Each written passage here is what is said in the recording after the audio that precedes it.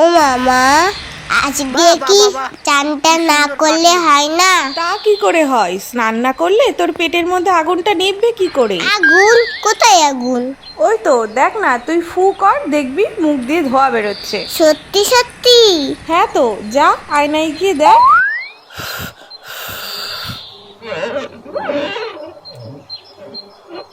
ওরে বাবা রে, পেটে আগুন ধরে গেল তো। শিগগিরই যাই, চানটা করে নি। ও মা, গরম জল দাও তো, স্নানটা করে নি।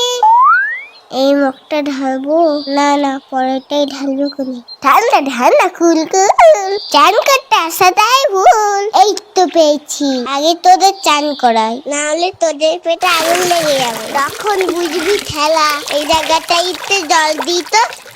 আমার জল ফুরিয়ে গেছে, আরো গরম জল দাও। এত গরম জল নিয়ে কি করছে দেখি তো। ও কি চকচক করছে। গ্যাস পুড়িয়ে গরম জল করেছে কি তোর বাথরুম ধোয়ার জন্য? দাঁড়া।